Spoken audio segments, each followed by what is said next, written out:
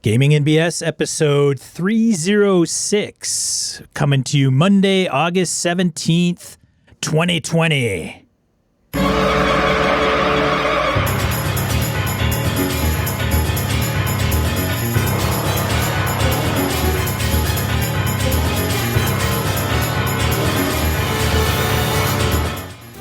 Welcome to Gaming and BS, a tabletop RPG podcast. I'm one of your hosts, Sean. And I'm Brett. Welcome to the show, folks. Welcome back. Glad everybody's here. How you doing, Sean?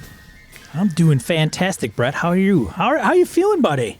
The meds help, but I found out that in my neck, in case somebody cares about this, fast forward, cervical vertebrae 3, 4, 5, 6, and 7 are in various stages of not good. So I get referred to a neck guy, neck specialist at UW-Madison. Hopefully the next week or so, and go see what has to be done. Well, hopefully that's... The theory is cortisone shot to the nerve to start with, and then determine what happens after that. My doc says, maybe surgery, maybe not, depends. That's why we go to specialists, right? So that they can be smart and figure things out. So it's annoying because it hurts, right? And you can basically... Sometimes I can podcast without pain. Other times you sit... You do stuff, you go lay down. Walk over here, eat something, lay down. My workout schedule is fucked. Yeah. I was making really good progress, getting in better shape, and I can't do much. It's annoying. So, but in the grand scheme of things, it's not that bad. I know a lot of people with a lot worse things. But that's boring shit, man. So, did you game this last weekend? Or week. I did game. I gamed on Sunday. BX game with Hobbs, Lyncium game. So nice. I ran Delta Green on Thursday. Ooh, how'd that go? Was good. I thought session 1. It was decent. I liked it. I think the team. Anybody die? Nobody died yet. Nothing. Pretty low key. Didn't shoot anybody. Nothing. They have not shot anybody yet. No need for shooting yet. Yes. No okay. Yet. All right. Fair.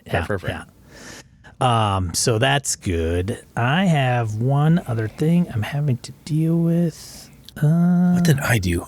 My kids were busy, so we did not play MERP. And that's part of it is because this last weekend they went to one of the big sister's house, my middle daughter. Invited the 2 little kids over before school started. She wanted to hang out with them and play video games and eat pizza and stay up late. So dropped kids off at their apartment. So that was fun. And I got to do that. I did not run. Excuse me. I'm running Avalon tomorrow for my home group. Undermountain last time was a really mellow Undermountain. We didn't get in a fight. we were at the post end of clearing out this drow piece. Made a lot of friends. More role playing. Figure things out. Got to Skullport. Trying to made the right friends in the right order, which is not usual for us. We usually end up in a pile of crap right out of the gate, but we did pretty well. Found a nice place, decent place to camp out. I think a couple players might swap out characters just to do a little something different. So we'll see what happens. Well, that's fantastic. It was a good game, though. It was a good game. Yeah, That's what? Good to hear. So while you're still monkeying with technical stuff, I'm still monkeying with technical stuff. That's fine. I have in kind of as part of my Brett wants to mess with game systems thing. I've run Avalon using the Osric rule system before, and I want to do that again. I had a really good time with it. So I've been trying to figure out what I'm going to run for the BSers, and I wanted to do something different than 5e, but I still wanted to do Avalon. So I'm like, yeah, you know what? The hell with it. I'm going to give it the Osric rules approach. Had a good time with it before. I modify it a little bit, so it won't be anything crazy. I think I know what I want to do. Might be, Sean, you gave me an idea of a heist, so it might be a little heisty oriented. A pack of thieves, perhaps, but we'll come up with something. So, excuse me, Sean, I will get with you, and we'll get that on the schedule, and I'll put something out in the forums for BSers and patrons and such to hopefully get in on. So, coming soon. Just got to get my details together. Sounds great. Are you gonna run? And I'm sorry if I missed it. I was frantically trying to figure something out. But are you gonna try? Are you gonna do a homebrew AD&D Osric thing, or are you a little bit? I add. I do a little something with skills.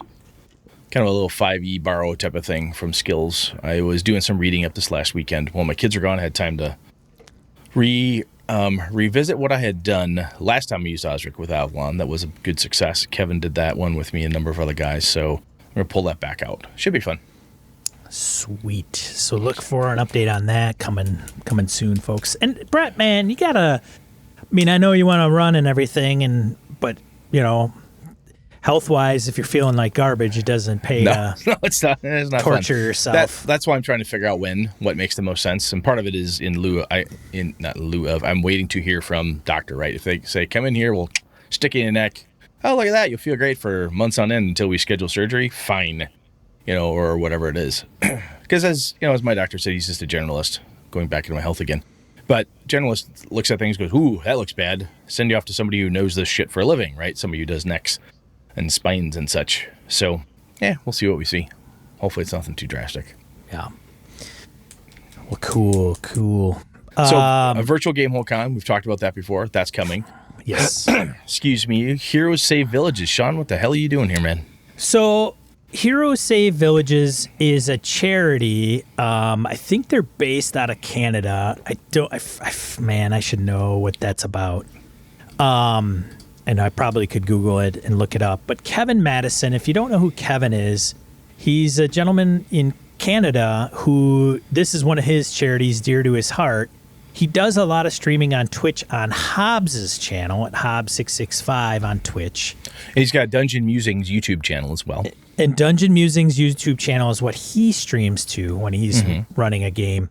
And so Kevin has run a lot of Night Below campaign, AD&D, second edition AD&D. Oh, cool. He's also run Delta Green. So he's kind of a multifaceted gamer, if you will. And so he has a charity and he was wanting to raise some money. He has the Beetle and Grimm complete Eberron schmancy fancy thing to give away. Damn. Product to give away, yeah. And so Hobbs and he and I think Steve Grodzicki had come together in some shape or form and said, hey, there's this charity event, and asked if I would be a part of that. And I said, absolutely sure, if I can make it during the date. So it's the 29th of August on Saturday, Saturday at 4 p.m. Central Time on Hobbs's channel, which is Hobbs665. Hobbs, I think, is running Low Fantasy Gaming. So Hobbs is running, Kevin's going to be participating, and Steve Grodzicki, who is he's a patron of the show, and we featured his Low Fantasy Gaming with Hobbs. And so apparently he's going to be joining us all the way from Australia to be on the show. I think so nice. Time starts at 7 a.m. And so there is a page to donate to, and then if you do donate, that's how Kevin can put your name in for that drawing. I may try to contribute a couple things, maybe like the Hidden Necropolis from Robert Nemeth, and if I've got maybe one of the Eberron, Exploring Eberron PDF codes that we've got from Wayne Chang and Keith Baker to maybe give away for that. So, it's a good cause. I figured, if I can help out, sure, absolutely. So that's going to be happening. SOS Children's Villages Canada is the benefiting charity. You can see we've got a link in the show notes to this, but that's where Kevin Madison's putting the cash. So it's basically it's raising money for orphan and abandoned children who benefit from the SOS Children's Villages international services that they've got out there. So it's pretty cool. This is good stuff. This is one of those things we've talked about this in the past. Gamers, we do some really nice things for people. We really do. There's a lot of crap in the world right now, or I should say always is. So it's great to see really cool people like this pulling together some charity stuff to help people less fortunate. So that's awesome. And Sean, that is really cool if you can get involved, man. Yeah. Nice. So come out, cheer us on. It's going to be a 6-hour game. So I think that's the plan. And Low Fantasy Game, it'll be fun to play with. It'll be Steve as the player. Hobbs is the runner. So we'll see if Steve busts his chops. see how the sparks fly. That's not how that rule works. Shut up, Grodzicki. I mean, I can see that happening. Yeah. Very cool. Very, very cool. So that'll be, and by the time this drops, it'll be like a week out. So, cool. Good times. Yep. Yeah. Anything else up there? No, but I think I'm going to kick off Mothership for Jeff this weekend. Ah. But I might run Kingdom first. We'll see. I don't know how I'm gonna do this. I want to set the setting kind of to understand, to kind of get those guys through. But we play from like 10 to 6 at night, so it's... Oh, you like do Kingdom to set up the setting for Mothership? Right. Oh. I could see that. I could definitely see that being a cool thing to do. Yes. If you do that, you'll have to tell us how Kingdom goes. I am very wanting to do it much. We'll see. Yeah, no prep needed, but I got to understand how it works. Like, okay. Well, yeah, last thing you want to fumble, flippity, flip. Yeah. Oh, shit. Go back to paragraph 2, subject. I don't think it's that difficult, but yeah, I last also thing wanted you want to to do is be fumbling around. I also want it to make sense. Like, why are we doing this? And then what they do in that game, how it fits into kicking off the Mothership campaign. So we'll see. Cool.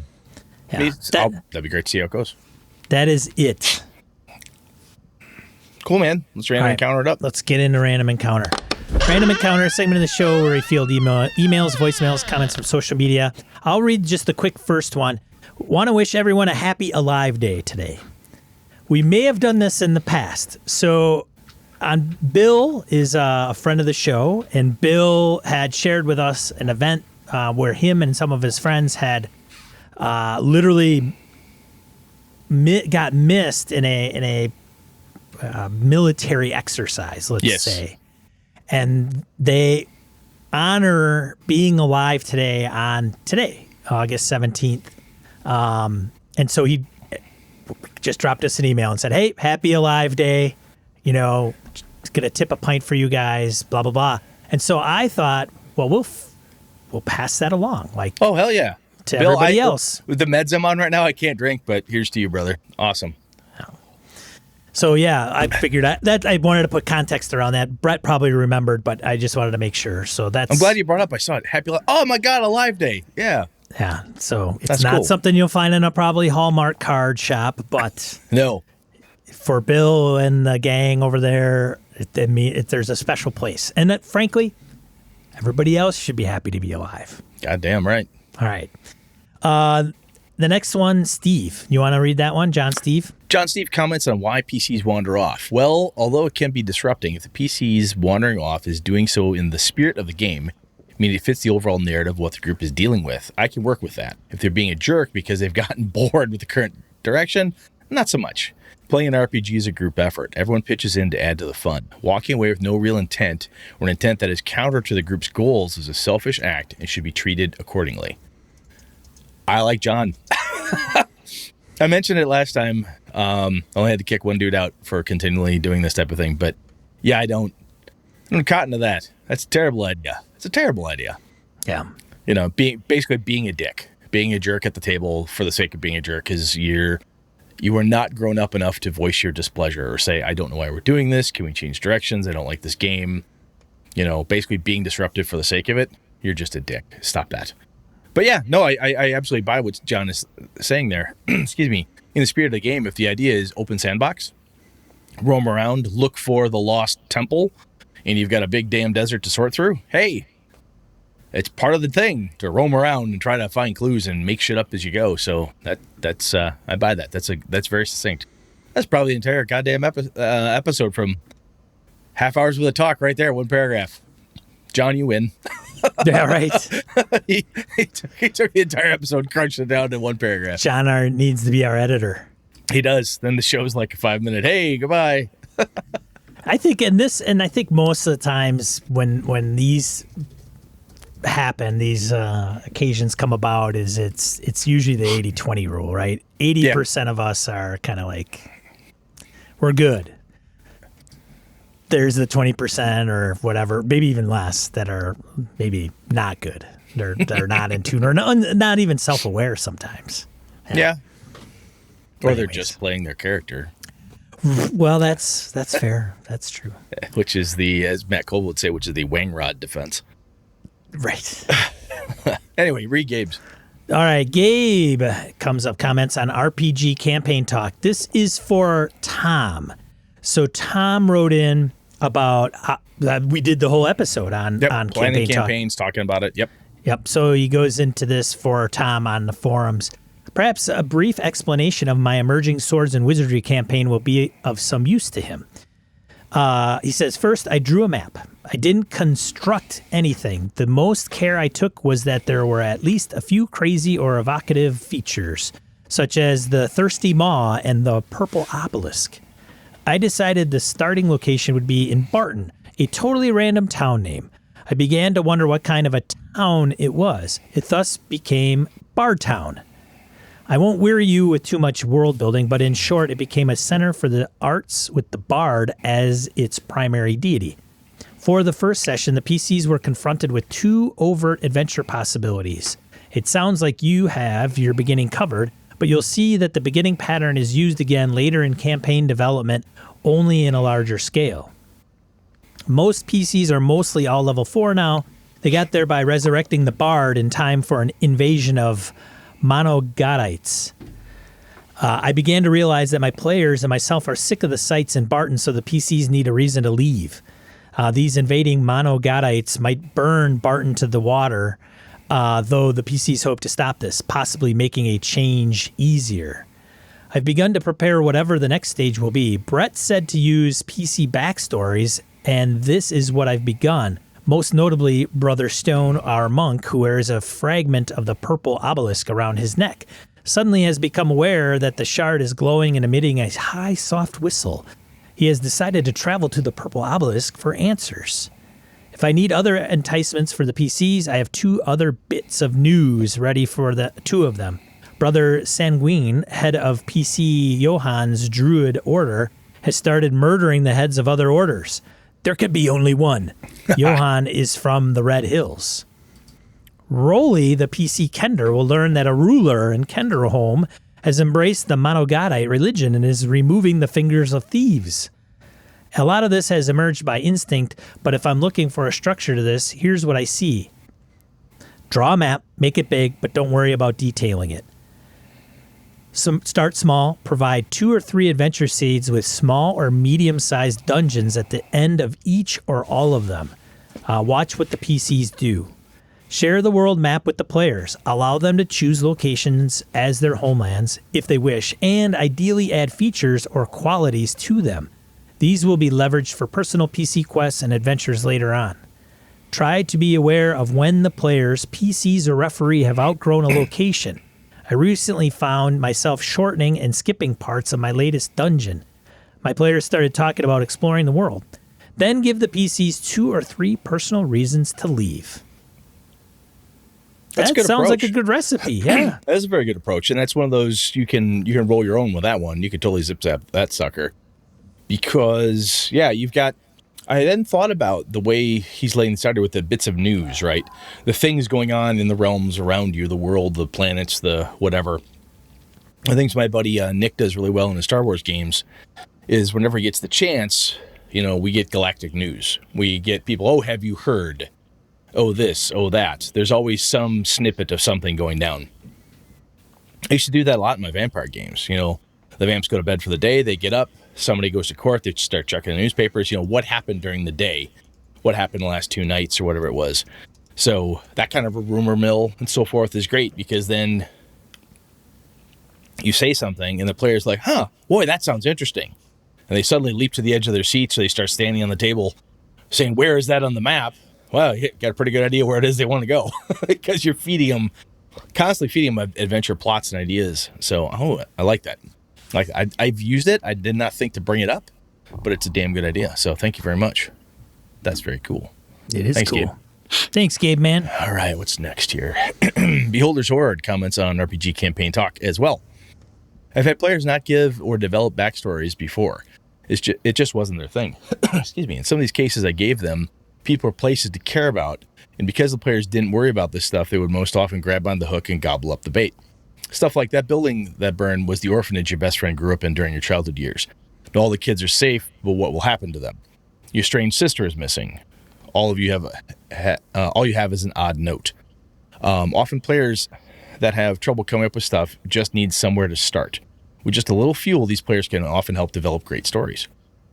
I most often have my players give me 3 NPCs at session 0, family, friends, enemies, even frenemies, with just a short note on how they're connected with those people.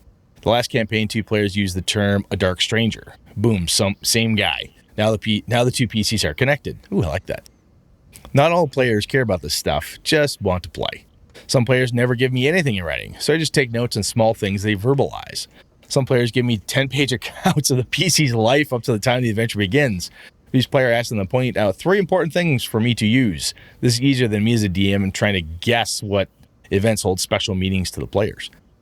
I then try and work those items in the campaign as appropriate, depending on who needs shine time and what the party is doing.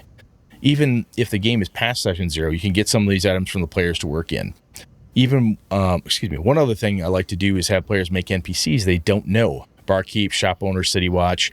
I usually ask for 1 or 2 of these. The players get a kick out of me using them, and it can save me from coming up with random NPCs on the spot. Huh. I like that. There is something to be said with if you are watching the group and making note of things they say or what they're interested in. Sometimes it's the in-character stuff and the out-of-character stuff. Sometimes a player will say something like, boy, that would be kind of cool. I wonder if we'll ever get to go to the Crown Hills. Huh. That's interesting. For some reason, he wants to go there. Make note. Plant a seed, see if it goes anywhere. So that's another good piece. And I think Beholder's Hoarder's right. There are a number of players. Some players don't like being put on the spot because just creating names and things out of whole cloth can be very difficult. But if you say, hey, I need a bartender, somebody kind of, is he big, short, tall, skinny, fat, grumpy? What kind of bartender we got here? And throwing out options gets those creative juices flowing for some folks. That can be pretty helpful. That's a very good idea as well. Thank you. Good stuff. Sean, what's next? So the next one is from Anonymous. I was just listening to the RPG Campaign Talk episode. I have a few minutes left, but I had to take a break and wanted to share some reactions. Excellent episode, by the way, as always. Anyhow, here's something that occurred to me. In my recent experience, GMs may need to be far more clear and forceful about campaign expectations. I'm a game master, so I'm advising myself as well. Real example, I'm a player in a campaign that is just about to kick off. One of the players said that he wanted to create a fringe character with definite comedic elements. The GM tried kindly to say, well, you could do that, but in this setting, you'd be rather out of place. And that did not slow the player at all. Shocking. Sorry. Hands up who's been there. They'll adapt. Yeah, carry on. So we could have a human ranger, a half-elf fighter trying to hide his elven nature, a dwarf paladin, and a warforged bard who claims that he's part dragonborn and uses banjos, as weapons. And yeah, he wears a sombrero because he has dreams of our dimensions, 2-bit taco joints. Clunk. That's everybody falling off the disbelief ladder. Like, clunk. What the hell was that? Even before we rolled dice in play, the campaign's tone has changed to be more cartoony. One character can take the game from Twilight Zone to Futurama, both good shows, but with different moods. I realize this could happen in any game system, but I think 5e attracts it for some reason. It's okay if you think otherwise. And here's the rub. Even though the GM tried to set expectations, the player steamrolled. I can imagine Brett saying, well, there'll be in-game consequences. And I certainly hope so. But one, as a player, I'm already now in a game I'm less thrilled about. And two, the same players who can be tone deaf to expectations are often tone deaf to the aforementioned consequences. You just don't like my character. Or why is the GM picking on me? Mm-hmm. Are things I can imagine those kinds of players saying in response. In short, if you can't read the room now, you may have trouble reading the room after your character dies. For me, the best option is to be bold about limits up front.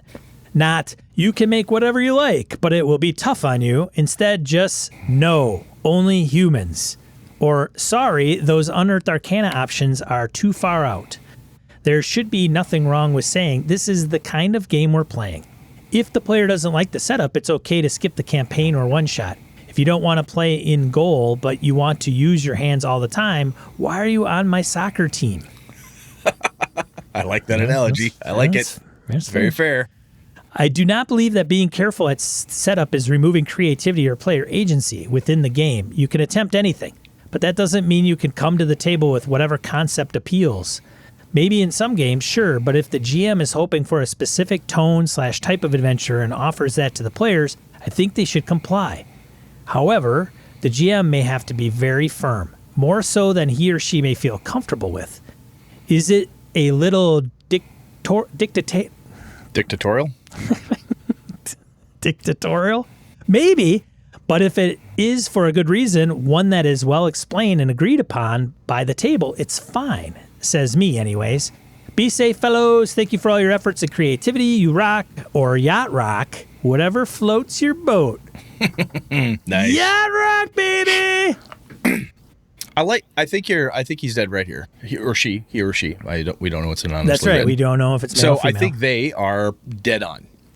Right? Is that the in-game consequences that works only if that player will, deal with it, right? Or be willing, blah blah blah, and everybody else is okay with that being the quote-unquote punishment or reaction that occurs. Because quite frankly, if this other person who made the weird-ass banjo-wielding, dragonborn wannabe Warforged, if that person is fucking up everybody else's fun, it doesn't matter what the game master does to correct the situation, consequent the player up or whatever. It doesn't matter. That gamer is already making everybody else, have less fun than they could. We've talked about this before. I see absolutely no problem with setting limits and expectations at the beginning, right? If someone were to say, hey, we're going to play low fantasy, there are two versions of low fantasy, at least. We talked about it on the show. There's the free version you can get your hands on, and then there's the larger, more expanded version, so on and so forth. If I were to say, I'm going to play the free version only, all the other stuff is unavailable for this campaign. You may say, oh, I really like the blah, blah, blah, but I'm going to play this thing instead, right? There's nothing wrong with that. And I think it used to be, and maybe 5e does this a lot insofar as, so let me say, I think there's a piece of 5e that makes it common insofar as a lot of splat books, even though they're big, they're hefty, everything in it is canon, everything in it is official. And you feel like in this world, it should all be there.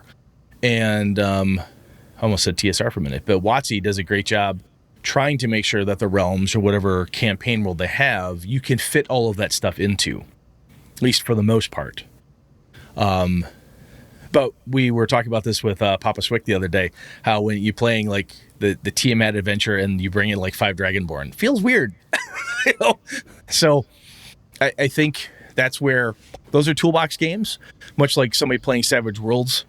It's not, well, I've got Savage Worlds Rippers and you've got Savage Worlds Eberron, so I want to play this. It doesn't fit, because it doesn't fit the setting. And I think for some reason, D&D doesn't do that as much.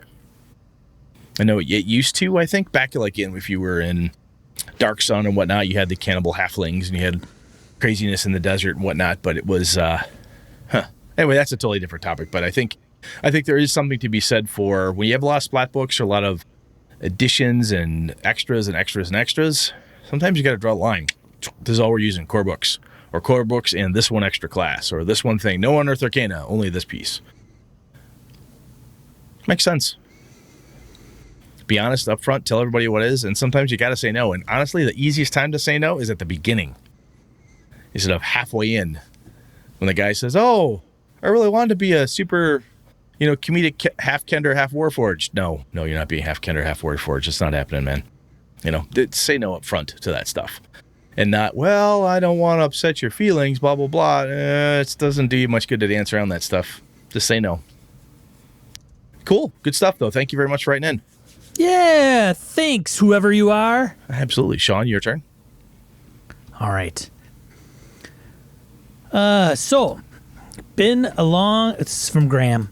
So, been a long, quiet time. I don't want to read the first part, but I made a recent return and caught the discussion of Red Market's 2D20 and MYZ, Mutineer Zero, on episode 297, BSers are smarter than BS. All three of these games are pretty remarkable. I've run a bunch of 2D20 games, from Conan to John Carter of Mars to the Dune playtests. I recommend it highly. The real reason for my note, besides saying, hey, I missed y'all, is to say Apocalypse World offers some great tools for building campaigns off of what is happening. I highly recommend giving Apocalypse World 2nd Edition a read just for the Master of Ceremonies guidance on threats, fronts, and clocks. Good to hear your voices again, Graham. P.S. You wrote another email. Shit, I suppose you two and most of the BSers are smart enough to pick up on this without me saying it outright. The ideas from Apocalypse World are easily portable to any other system. Be well. I have heard that about I have not read Apocalypse World 2nd Edition. I have a copy. I got in a bundle or something. I've got a PDF of it. I need to go back because the threats, fronts, and clocks, I've heard that's really good. It's really good stuff. On the 2D20 front I'm glad you brought this up, Graham. My buddy Nick picked up Modiphius's 2D20 Conan because both he and I are Conan fans. And he got a hold of it. Oh, this is really fun. He's been running it with a subgroup of my home crew. So I'm hoping next time we get together in person, I'll have a chance to play a one-shot or something with him. He said he's really, really he likes the Doom mechanic and all the different pieces and parts with it. So I may have to go get me one of those. Son of a bitch. But anyway, cool. Thanks, Graham. Thanks for supporting the show, man. buddy. Absolutely. Yeah.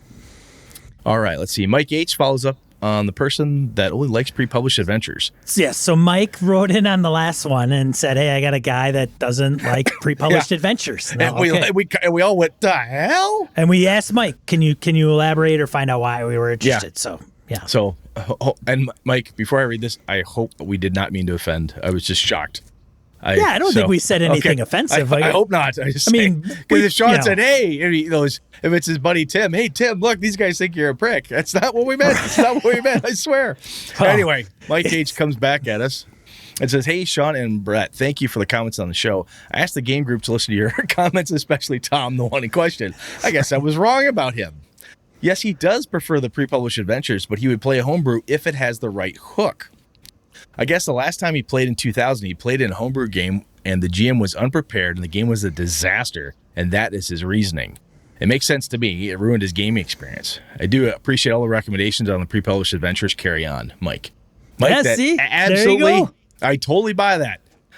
That's hashtag Sean nailed it. I mentioned that. I'm like, I bet you he could have started out in a hobby. Some guy or woman ran a homebrew and it was shit. And he was like, no, never again.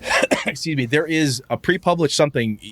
The game master has something to fall back on, right? If they don't know, they can say, well, it's not in the adventure. There's an answer, so to say, within here, right? I'm in the dead marshes. What's here? Click. It's in this book. If it ain't in this book, it ain't there, type of thing.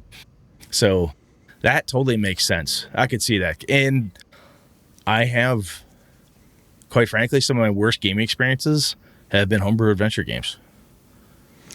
Well, I think it's easier to mess up. Well, I mean, not necessarily. That's a generalization. But I don't know why per se, but I think it comes down to, how do I do this? The people doing it, if I look back at it critically, the game masters that I've played with that I did not like, did not enjoy, I don't think they would be any good running any adventure if they ran it the same way they ran for me. So it wasn't I don't think specific to homebrew. It was their homebrew world, right, which they were masters of, and blah blah blah blah blah, and it was there's just this horrible, terrible thing. Sure. And the way they ran had more to do with it, I think, than the fact that it was their homebrew world. I've had homebrew worlds where, things were weird, druids were gods, and, all manner of different pastiches on fantasy novels and things, and I've enjoyed a number of them, although some I thought were weird. A buddy of mine built one off the Lensman series, which I never read, barely grasped the concepts of, and but it was the way he ran it. Had nothing to do with the storyline or the world. It was the fact that he's just terrible. and there is a John Cleese. I was watching something about him. I'm going to take a total aside here for a second before we get to the topic. And Mr. Robert Nemeth may back me up on this. I can't recall the name of psychiatrist or ecology prof or whoever it is. But anyway, John Cleese has a friend and at Princeton or something, and he has said this many times that the amount of skill it takes to know if you are good at something is exactly the right amount of skill to be good at the thing. So people who are just piss poor at something lack the skill to know that they're terrible at something. Oh, interesting. I'm like, ooh, kind of harsh. Now that doesn't mean you can't get better, right? We've talked about this. Practice makes perfect. You got to keep going and keep trying. We've all done something at some point. We're running and we're not so good at it. But I remember those games in these homebrew worlds and that were terrible. And again, the worst game experiences I've ever had. But the game masters were also people who believed they were absolute masters of their craft and that everyone should learn from them because they were so goddamn good. Accept no feedback. They were on the mountain. Thankfully, we were able to come to the pinnacle of said mountain. It was not enjoyable.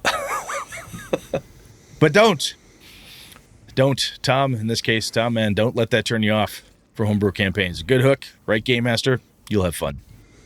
And it sounds to me like he could be open to homebrew now. Totally. He's been in the hobby a little while, and he's probably realized like that's not the standard. Yeah. For homebrew, right? It's also like you said that thing, Tom. Why? Oh, it's because of this experience. That's the thing. Explain that to me, and I can gotta know why. Yeah, I can once I know why. And sometimes you're like, I just don't know why I don't like and then talk it out, figure out. We've talked about that before too. Understanding what you like, why you don't like something in gaming, helps you a lot. It really does. Also helps Nola Burt's in the chat, man. He says he's not sure which professor you're referring to, but he says it's referred to as metacognition. That's it. Which is your knowledge and assessment of your cognition. So probably AKA being self-aware, right? Yes. Sure, yeah. John Cleese has some really cool bits on being creative on YouTube and stuff if you find him. He's a blast. He's funny as hell. Anyway, any more? We good? No, I think we're good with Random Encounter. Thanks everybody for commenting in the forums, writing in, emails, things of that nature, submitting the information online at gamingnbs.com. Let's get into the main topic.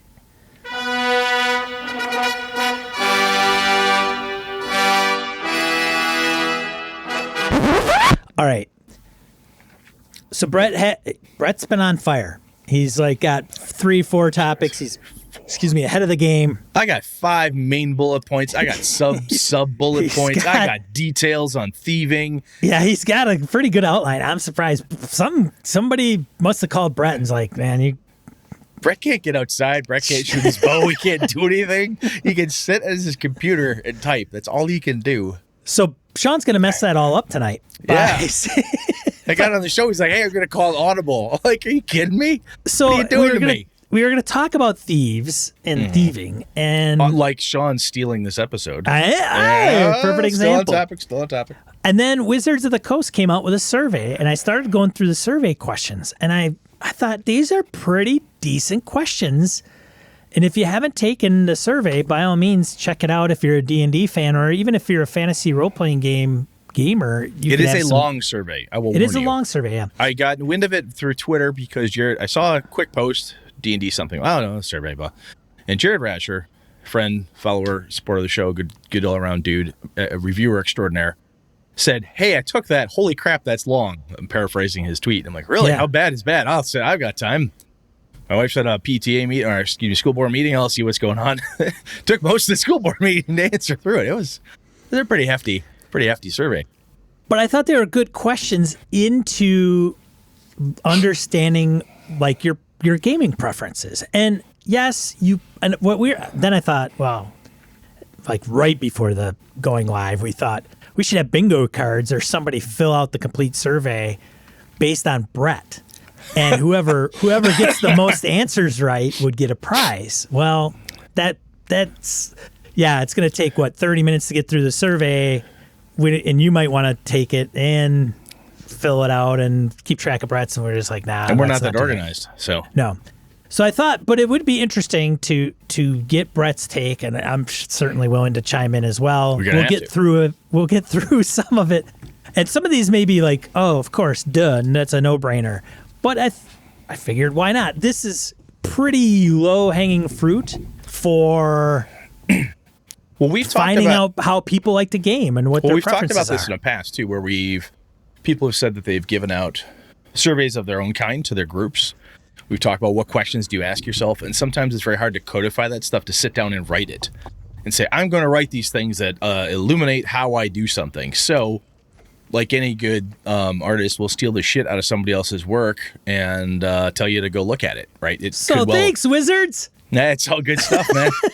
Hell, it's not like I built Avalon before, played D&D for all these years, made my own world. Guess what causes the inspiration, right? There you be. So you're welcome to participate along and chime in the chat if you're online watching us live. That's great. And if you think you want to predict Brett's answers ahead of time, by all means, we'll. But I figured it would be a decent exercise. It's pretty decent. Just don't start content. at the beginning where it says, how many years have you been playing Dungeons and Dragons? So I've got, for those of you that aren't watching video, that's fine. We'll read them out loud, obviously. But here on Twitch, I've got the question up. It's right in the middle of all of us. Everybody can read it and see it in front of us. Brett doesn't even know what it looks like. I don't have Twitch but I up, figured this'll probably go off, I think, fairly well. So the first question, let's get started.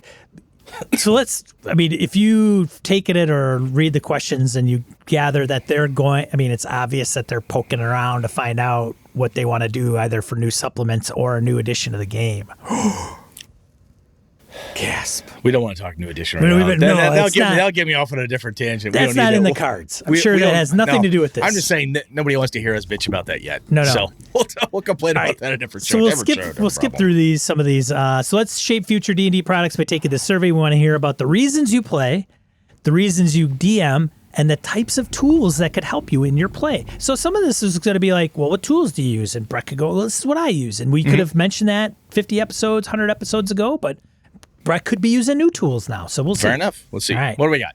So the first one, let's get started. Have you ever played D&D tabletop role-playing game? Yes. All right, fine. Whatever. Yes. Well, here's an interesting one. What year did you start playing, Brett? I was in 3rd grade. So what is that? You want to date yourself? Well, I'm 47 now. All right. So you're in... What are you, 3rd grade? You start school at 5? Maybe you're 8 or 9? 8 or 9? So something like that? Back then. All right, fair enough. That's a long time ago. I was in 3rd grade. Which editions have you played? So there's Redbox, there's AD&D, 2nd edition, 3, 5, 4, 0, The only 5. edition I have never played is the original white/brown box. I've never played that. I've played everything else. Okay.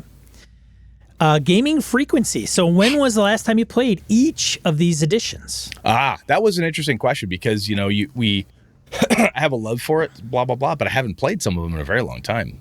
The only ones that I played real recently, if you count Pathfinder's 3 or 3.5, that was 2 weeks ago because I played that every other week.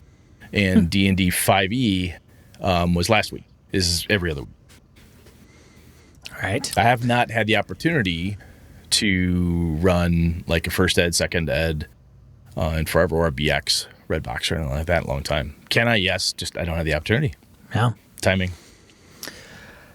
Gaming frequency. When was the last time? Okay, so this is going one by one. So if you select each edition, it asks you how long ago did you play this? Which is why the survey takes a while. Yeah. So let's see. Gaming frequency. When's the last time? All right. That's how on this one, same one. Imagine any and all barriers to playing D&D were removed for you, Brett. For example, say you have all the time you need, you have an available group. Yeah. Right? They got to preface all this because it's like, well, I don't know, didn't really specify. Yeah. If you could play D&D as often as you want, how often would you play? Options are more than once a week, about once a week, at least once a month, at least once every 3 months, and then less than once every 3 months. See, I want to say more than once a week. I want to say that, but I think schedule-wise, blah, blah, blah. Again, all barriers removed. Yeah, more than once a week. I would say twice, right? You wouldn't get burned out? No, because playing is not just DMing and stuff, too. There'd be stuff happening. I'd be playing in a game. I'd be running a game.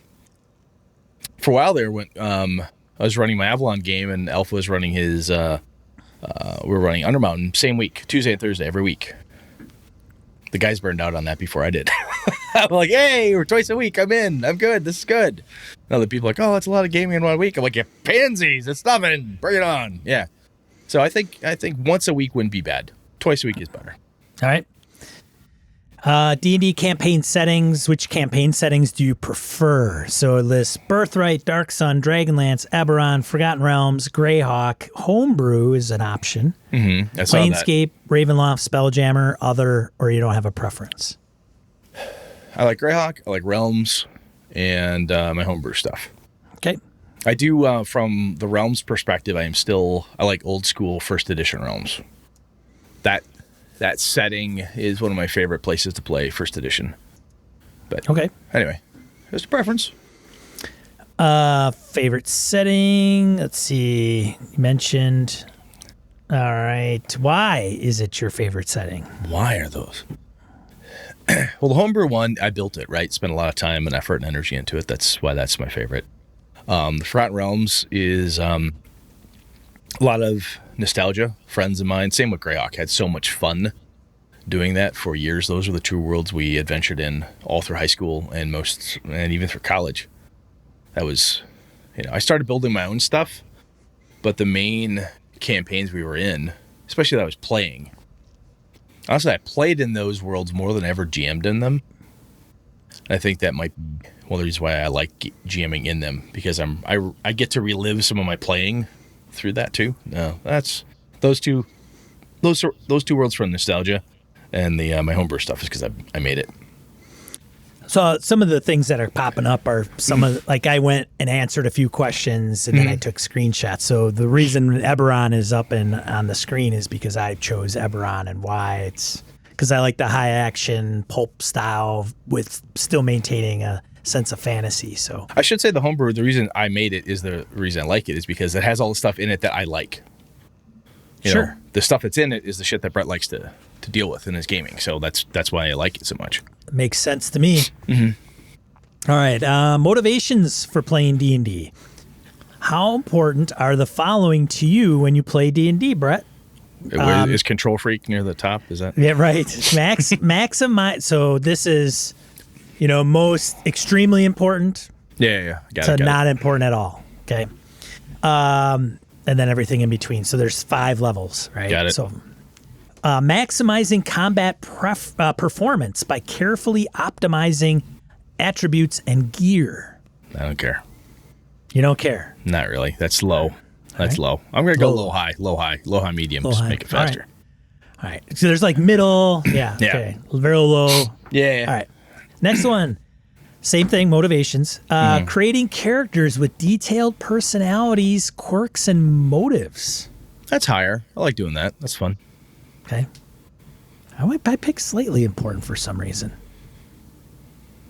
Some of these I don't think I answered right. You probably failed, yeah. Well, I think I started and I went back and I started getting screenshots and selected different ones. Next one, bonding over a shared experience with my play group. That's high. That's big. A kumbaya moment. Yeah, no, that when my friends and I get together, go to a gaming convention, sit at the bar, sit wherever, somebody comes up and says, let me tell you about my character. Well, let me tell you about the campaign. Oh my God, this is so cool. Listen to our listener feedback. We are bonding over shared experiences. It's incredibly important to me. Fair enough. Next one, overcoming challenges with careful decision making. Yeah, it's pretty important. I'll go medium, high. All right. How important are the following to you when you play D&D? Creating my own adventures / campaigns. High. Yeah, I like to do that. Yeah, mine was really low. Pre-published guy, right? No, it makes sense. Yeah. I mean, honestly, excuse me, if the game for some reason hindered that in some way, that would be a thing that drove me away from that game. Of like, oh, this only works, quote unquote, because you can make anything happen, right? But if the main thrust of it was pre-published stuff, it was such a workload to make my own, I would steer away from the game. Using miniatures. in D&D gameplay?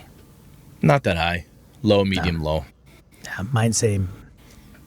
Being a powerful hero that defeats villains and monsters. Nah. No? It's fun. It's like medium at most. Okay. I don't mind being, low-level thief guy. That doesn't bother me. Doesn't have to be epic. Doesn't have to be. Doesn't have to be that big. Don't have to be a hero. Nope. Better to be an anti-hero.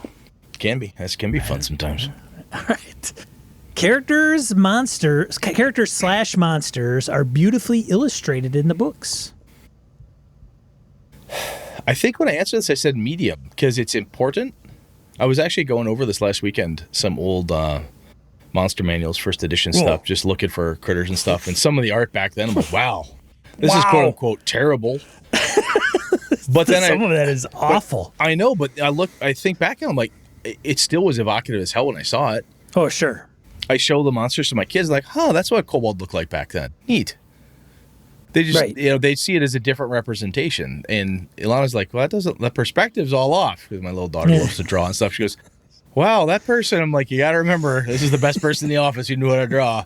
If you weren't Trampier or, somebody, if you weren't, Jeff D, you weren't in there. But anyway, I think the beautiful, gorgeous, full color stuff could be really great, but I love my Avalon art that Morrow put together. It's not lavish full color. It's very evocative. It's very well done. And it's black and white. Look at the stuff that Robert had in his little zine adventure. It's good stuff. Yeah. It's the Necropolis. It's good art.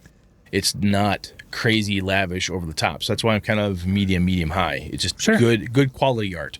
Doesn't have to be crazy. All right. Leading the group during gameplay. My personality says yes. Hi. What I've learned to do, we've talked about this a little bit. What I've learned to do is like leading the group takes multiple forms. Is like you don't have to be the spokesperson in PC, but sometimes we're like, okay, guys, what do you want to do? Hey, let's do this together. And sometimes it's just rallying the crew and helping to make sure everybody at the table has a chance to talk. Even, when you're the player and you're sitting there and that one person doesn't have a chance to speak because somebody else over there is, hang on, Bev, just give Todd a chance to talk. Oh, sorry, and then let it go. So sometimes that kind of, like I said, not upfront player character leader, but just kind of helping keep things organized. I like doing that. Volunteering at Gen Con and similar community events. It's not a big deal for me. No? No. I mean, I did it enough with EverCon, helping run it, organize it for 3-4 years. I mean, but I think it's medium, honestly. I want it, now I'm talking myself out of it. I mean, we do stuff. Volunteering to me is, I think of volunteering as like, hey, I'm going to go to Gen Con and be a table runner. I'm going to go to Gamehole Con and do setup and breakdown. I don't think of it that way. I think of, quite frankly, I pay to get into the con. I'd never run enough games to get my badge for free because that's not my shtick. I'm there to game and have fun with my friends and so forth. So I don't really volunteer per se. I'm willing to help out. Sure. I've been there before when Alex is like, hey, can you help us do table runners? Sure, man, I'm bored. What the hell? Do it. But no, it's not a driving force. All right. Let's see. Excuse me. Creating elaborate backstories for my characters. Nah. Not important. Nah, I mean, it's low, medium, low. Okay. I do a lot more stuff where I have bits and pieces than I develop during play. Fair enough. More fun for me. The rule books and guides feature amazing artwork. Kind of commented on this already. Yeah, much the same. Good, solid artwork is fine by me. Yeah. Let's see. Volunteering to help run D&D meetups and similar local store events. That's not my thing. Yeah. Brett's not a big AL. I want to get into AL and run events at the local store consistently kind of guy. Neither. If I actually had a local store where I could go and say, hey, I'll run a game, or run a Call of Cthulhu, we'll do something. That'd be fun, like pickup game. But that's kind of what I see more as the BSers thing is like, hey, that's more fun for me. Alrighty. Helping others learn how to play D&D. Yeah. So I'm getting my MRI I don't think I mentioned this. So I get my MRI last week and Thursday. And the guy doing my MRI, he sees my D20 tattoo on my right leg. He goes, "Oh, you're a gamer, huh?" I said, "Yep." He said, "Oh boy, I used to play, blah, blah, blah." I said, "Oh, really? Do you still play?" "No, but my son was looking too." But then, oh boy, you know me, I surprised him. I gave him a big stack of books. I said, "You got to read all that before we can play." And I'm like, "Oh my God, you did it wrong. Jesus, you did this wrong." Don't have to read all that. So crap. I go through the MRI, which is not a fun experience. Getting shoved in a small tube. So go through that, come back out. Before I leave, I'm like, I will not sleep tonight if I don't do this. I turn around and say, the 2 box sets, the 2 starter sets are really good ways to go. And I give them like, go here, check this, check that. Oh, yeah, maybe. Yeah, that might be a good idea. So yeah, that's important. I got kids I got kids I teach. That's important to me. Yeah. That's important. Let's see. Taking charge of the team and deciding how to proceed. Medium. Okay. It is. Okay. You look like you disbelieve me. I just think that you're a take charge kind of guy, Brett, I can sometimes. be. Well, I don't have any. I mean, part of it is like, sometimes I like to make the character that's not. So I'm an IT director for a living. I got to make decisions all fucking day. Right.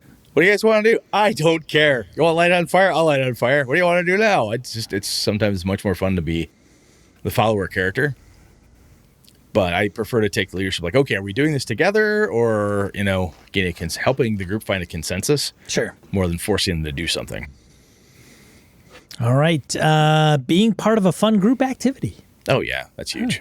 Kind of big If deal. it's not right? fun, what the hell am I there for? Identifying creative ways to solve challenges and obstacles. That's huge.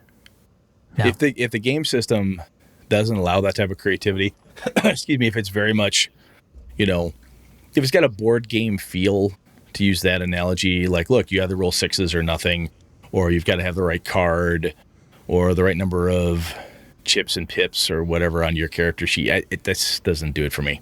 I want that open-ended. I know the rules don't allow this, but I love those pieces. That's got to be there. Accumulating powerful weapons, spells, and artifacts. God, that's fun. That's medium high. Medium high. Yeah, I mean, I think that's one of the things I don't like. We've talked about this in the past. One of the things that 5e disappoints me with is I like the gear from 1st and 2nd edition. +1 swords, +2 swords, finding cool treasure. That's fun. Gear is fun. Okay. All right. Creating a homebrew world / campaign setting. Fuck yeah. Yeah. Huge, man. No brainer for Brett. Researching rulebooks online / online, rulebooks or online, to optimize class / skill combinations. That's not big for me. I know that's huge for some folks. I remember when Pathfinder put out like a player build guide book. Oh yeah, yeah. And it was an actual hardcover book you could buy to tell you how to min max. I'm like, holy shit. Yeah, it was Max. Like, yeah, I can't remember what the name of the book was. But you can find there are things out there right now. You go to YouTube, whatever. What's a good sorcerer build? What's a good this build? And people making very specific builds for D&D or any game system out there. That doesn't do much for me. Yeah, not that important. Is that big? Is that big for you, Sean? No. I mean, it depends on the game. Like Pathfinder, I felt that I wanted to do it. I think I felt I had to do it. Felt obligated? Yeah, but I didn't want to. But I thought if I didn't, I mean... If everybody else is dealing out 150, 220 points of damage, and you go, 1d4. I remember Doc saying, like, I played a character class, and I didn't pick, like... I mean, I was like a fighter, and I didn't pick power attack or something. Like, it was Fighter 101. You always pick, and I didn't. Power attack, which leads to cleave, which leads to greater cleave. Yeah. Right. And I didn't. And he's like, it wasn't, I don't know if that was the exact example. Well, it doesn't matter. But it was like a spell or something. It looked askance at you, like, what kind of a noob? Exactly. Like, what? And I said, well, man, I don't want to be the same. Like, why don't you just play pre-gens and they're always the same and they're static and we just pick from a pile, and they're all Yeah, optimized. and every time I level up, we'll take the next optimal level one. Yeah. Right, yeah. Yeah. Like a card game or something. Anyways. Yeah, that doesn't interest me too much. No. Now that said, both Sean and I know plenty of people that totally dig that shit. Yeah, and that's absolutely fine. Now, we are talking about our preferences. Yep. There's nothing wrong with it by any means. Yeah. It's just our jam. Ow.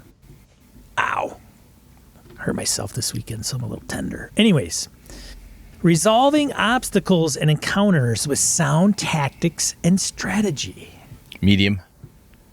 I would say the same. There's something fun about that. Even if it's theater of the mind and you've got a good idea and, hey, we'll do an arrow volley and then that'll give the thief time to sneak through the shadows. And then even if that plan is a quote unquote nebulous theater of the mind plan, it's still a tactic, a plan that you've got that's pretty cool. And you can visualize it in your head and not just walk up, well, I hit the next goblin, hit the next one. I make it the ogre yet? Okay, hit the next one, get the ogre type of thing, That's more fun. That's like planning a good heist. Whether you're using the system, the mechanics to help you build the heist, or you do it old school where you literally talk it out and sit there and plan for hours, or however you do it, being creative about that stuff is a lot of fun, and using really cool tactics that can be cool.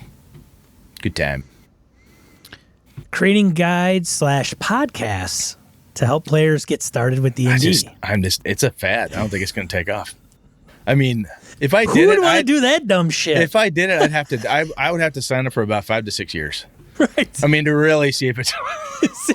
Gotta try it out for 5 years. Yeah, and if I don't like it, I'll take it back. Yeah. All right. See where it goes. Yeah. See what happens.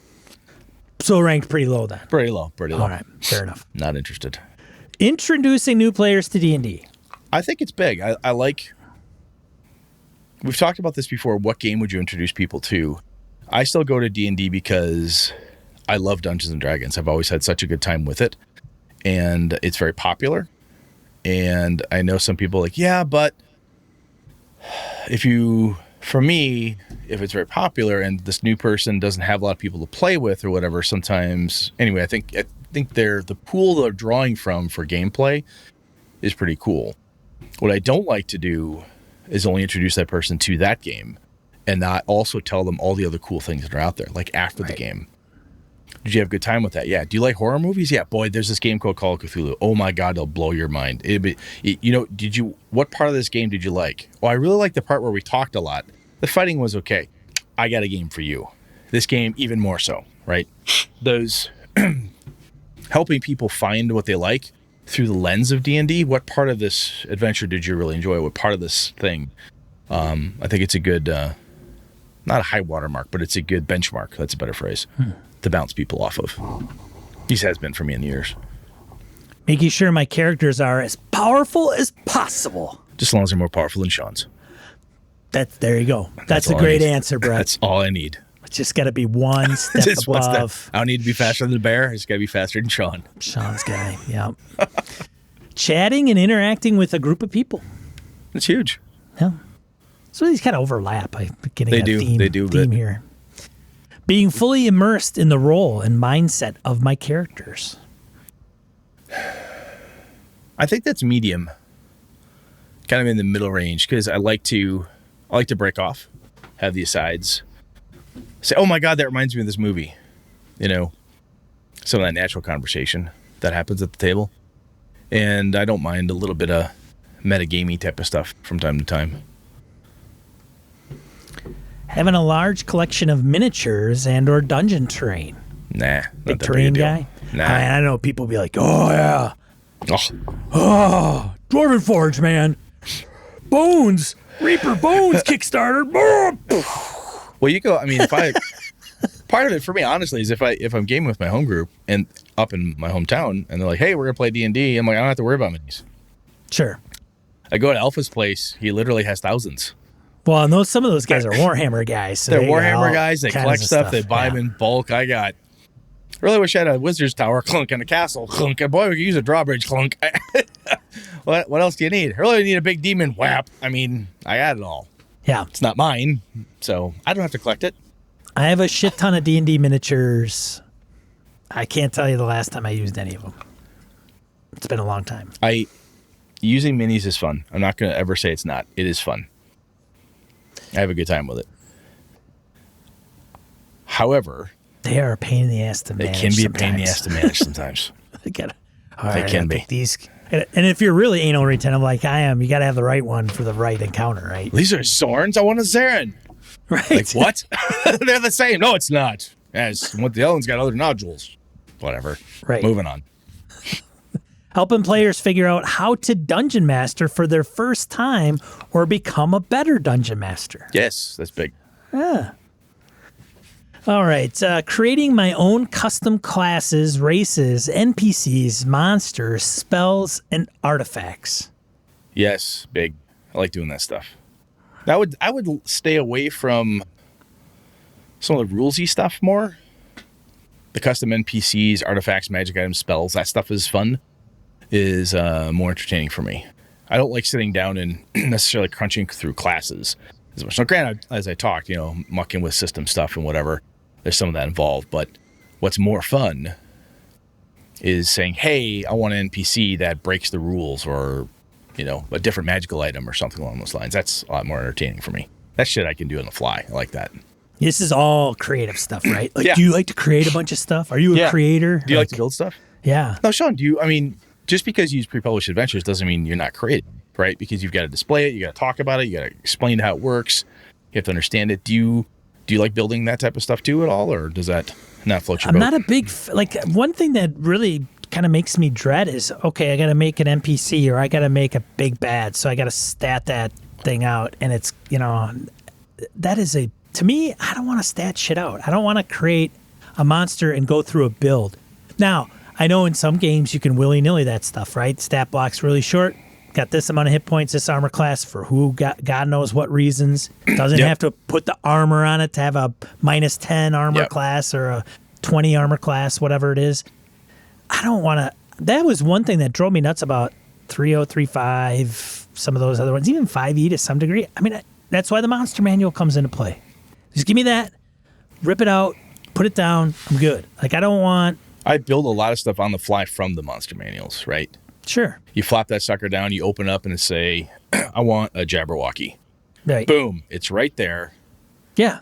And you look at it and go, wow, that monster sounded so cool. I told the characters what it looked like and I laid it out there. I went, oh my God, that armor class is too high. All right.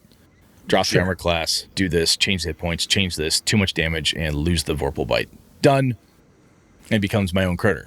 And I would probably do that on the fly. Yeah, that's easy. That's easy to do. But building like say I want to start from scratch and craft up this big critter or whatever it can be pretty challenging. I tell you, man. And that was one of the fun parts about getting the Rogues Gallery from first edition D&D. It was a little handout. It was basically pre-gened multi-levels of characters. Pathfinder did that. They had an NPC book. I picked that up because when I was running Pathfinder a lot, I got sick of trying to build NPCs that made sense, that were effective, because it was a very tactical game, lots of minis and whatever. So I'd pull that out and say, I need a third level cleric. Wham! Oh, thank God I've got one. Had all the right feats, very optimized, right? The proper build so that it was effective and it made sense, because my on the fly, I think this is the right feat, I always fucked up. It was too much detail and I never did it right. And by that, I mean, it was never a challenge. The players always ate my stuff until I did that and then slowed them down at scotch. What's next? Finding the perfect miniature to represent my character. Nah. Oh God, Jeff does that. Does he?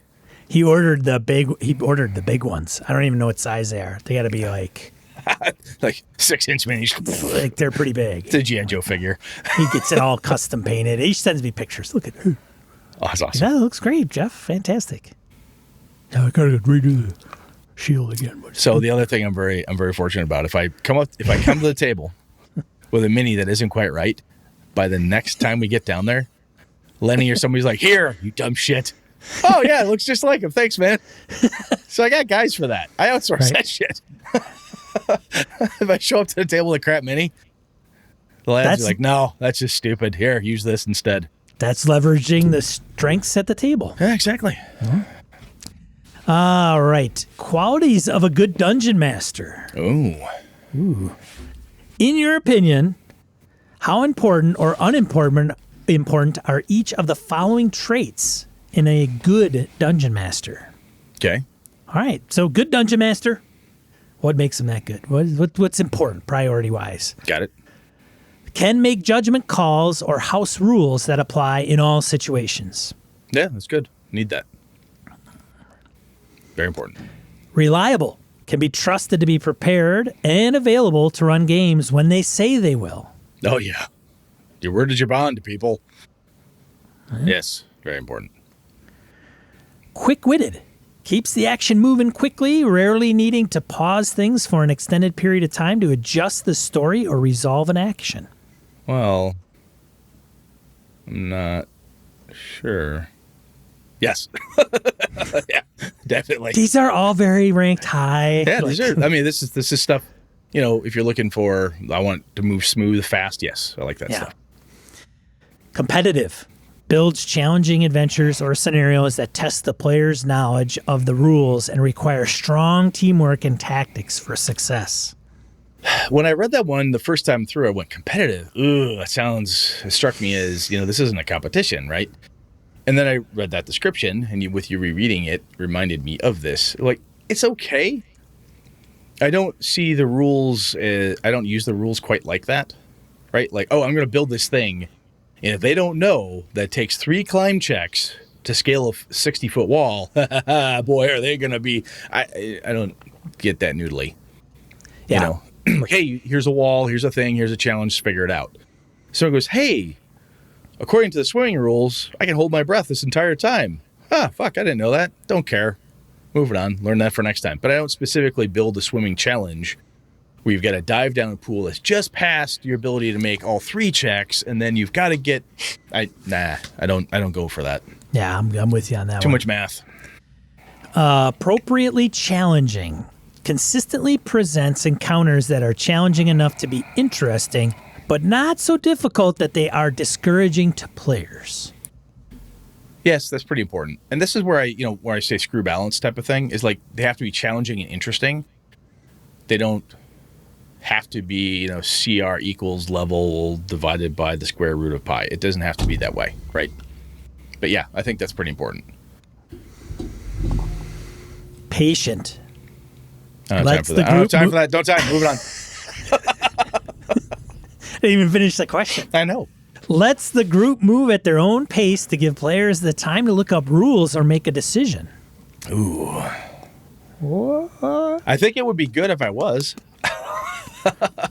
But I also don't like dawdling, right? So I think there's a fine line there. There's the, okay, look up the spell, do your thing. But we've talked about this before. If every time it comes to Brett's turn, I'm like, oh, hang on, let me see what the Firebolt spell does again. Oh, for God's sakes. Right? How do I attack again? Fuck. There's got to be... No. I mean, there's a fine line there. You got to be patient enough. But you can't let people just linger forever. It'll drive me bananas. Organized. Keeps things organized with notes and rules, references ready ahead of time to keep the game moving.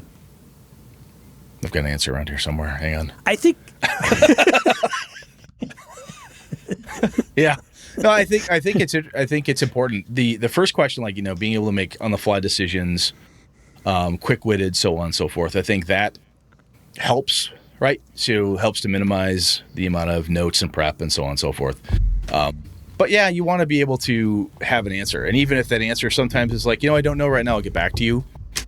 We've talked about that type of thing in the past too. It doesn't have to be that the name of the innkeeper's second cousin's first child. You don't need to know that. That's not that critical. But the important things you should know. Right? If you had a table of names, you'd be fine. Yeah. I mean, it's that simple for names. But, if I don't happen to remember how the swimming rules are earlier, I'll be able to find them quick.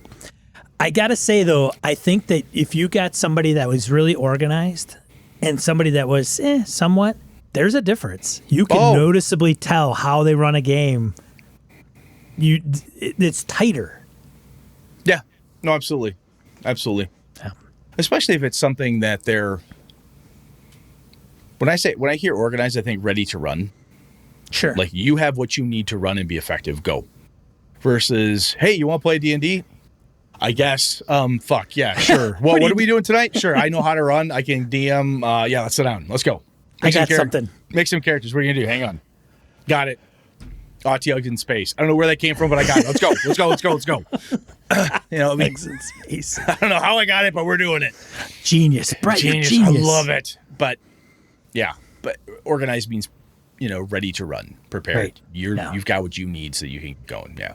All How long right. you want to go, man? We're over an hour. You want to keep rolling? Yeah, we'll keep going. I don't know right. how many we got of this thing. We might be I don't like not only halfway through. I don't know. All right, keep going. Storyteller weaves a compelling story using spoken words, both by portraying characters with distinct voices and describing locations and objects in an engaging way. I think that's kind of medium. I like trying to be evocative and trying to use good language and all that stuff and trying to get people to feel certain things. But sometimes a quick description, an allusion to something else. We've talked about that before. Hey, that scene in Minas Tirith when it looks like that, but blue. Oh, cool, great. And people are often running. It's important. But if you're not, and this is where, I've talked about Matt Colville before. He has been told, and he said so, that because he's not a trained actor, he has no business being a dungeon master and streaming because he's not a trained actor. This, yeah. Which is absolute horseshit. And the same thing here. If you're not an accomplished storyteller with great oration and you're not a thespian and you don't need that. I think it's more important that you figure that stuff out and you continue to work at it. But I don't think it's not do or die. All right. Trying to find out what number we're on. That's all right. We'll go for a bit more. Go for a bit more. All right. Focuses on the players, understands their intentions, and interprets them correctly. Oh, that's huge. Not me. I don't care. Yeah, Sean. That doesn't matter. I don't. You don't make sense, and I can't understand you. Well, that's your problem. Well, but I didn't want it up. You do that. You turn left. I want to turn right. Too bad. You turn left. But I want to turn left. Too bad. All right. No, that's important though. You got to listen to your players. You got to listen to them. I guess you can listen to them. How you handle it is up to you. Yeah, that's up to you. Yeah, it's a whole different ballgame. All right. Collaborative works with players as the game progresses, rather than dictating the story or forcing the action to follow a predetermined script. Otherwise known as a railroad. Yes. Yeah, collaborative is key. That's important. Right. I was reading a thing in the back of the Osric rulebook the other day, and I'll paraphrase Stuart Marshall, I think is the one who said it. He's like, story is the outcome of the game. A story is created at the end, right? And we're not perfectly crafting a thing all the way through to make sure that all the right choices and keywords and stuff are hit. Again, paraphrasing, adding some of my own language there, but yeah, you've got to be collaborative, work with people. All right. Because otherwise it's a board game. Let's see, next one. Tactically cunning. Plays the monsters as cunning foes during combat encounters, especially by using knowledge of the rules. I think that's medium high. All right. Wow, we got a few to go. Okay, we'll start. All right, let's bust through, man. Go. Clear. Speaks clearly and in a way that makes it easy to understand what is happening during the game. Yes, man. This is what I was. Sorry, what? D20. Yeah, that's huge. And this is not just enunciation, diction, how loud are you type of thing, but taking the time to say, okay, let's set the stage. Hang on, this is here. Being just clear as to what the scene is, making sure people's questions are answered and all that stuff. Yeah, that's important. I can't wait to see how they tackle that. Yeah. What are you going to do, wizards? Every game comes with your own speech coach. Yay! This is awesome.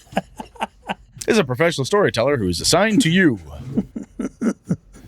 Yeah, the hell you gotta fix that one. Do you have problems enunciating? Do you have problems with vocabulary and finding select words to express to your players? How would you fix that, right? Do you have the proper box text, right? I don't know. Well, I suppose, yeah. So if you have decent box text, decent read aloud to the players, that can help. So the difference would be exactly. Yeah, if you still got a mouthful of gumbo while you're trying to read the box text, it's still going to sound like shite, right? It doesn't matter. Put the pizza down, finish what's in your mouth, don't speak with your mouth full. Oh man, and work on it. What's next? All right, Lore Master has a deep understanding of the story and history of the campaign setting, able to answer any questions that come up during play. I think that's medium. We've talked about that before, and I don't think this is I think a fallacy that keeps people from becoming dungeon masters. I don't know all that stuff. Oh my God, I'll never be ready. Do not fall into that trap, people. That's my opinion. And I think Sean agrees with me there is don't do that. You need to know enough to get going. I don't know the Forgotten Realms last 30 years of history. Yeah, nobody does. I don't think Ed Greenwood knows it all either. Just roll with Delta Green's freaking handler's guidebook. It's fucking intense, dude. It's like 300 pages of all flavor stuff, all setting, no rules. I'm like, none of the players need to know any of that. What you do is you carve through that for cool inspiration so that you make sure by the time you're done reading that, you know what a Delta Green op feels like. Right. And you're good to go. Yeah. And I hint and grab at stuff and move on, but didn't know any of that shit. Yeah. So, yeah, don't get caught. I mean, seriously, if you've got a friend out there who's thinking of game mastering and they'd never be ready, help that person understand you don't have to be a lore master. It is not a requirement. Don't do it. Rules expert has a deep understanding of the rules, able to answer any questions that come up during play. Should be able to find answers and help people locate them, yes. But I don't think it is possible to know every rule for the entire game. 5e is a lot less complicated than 3.0. I think it's even less complicated than 4. If you take all the rules for 2nd edition, add all the splat books and everything into it, the rules and options, there's no fucking way. You need to be able to find them. Or have enough see previous entry, make quick decision, move on, and so forth. Injects humor into the game. No, it's dead serious all the time. Yeah, I think it's important that don't let Brett fool you. He's a straight-laced, freaking bullshitting around at the game table guy. Yeah, there's no fun to be had. I stab people for that. No, I'm kidding. I don't do that.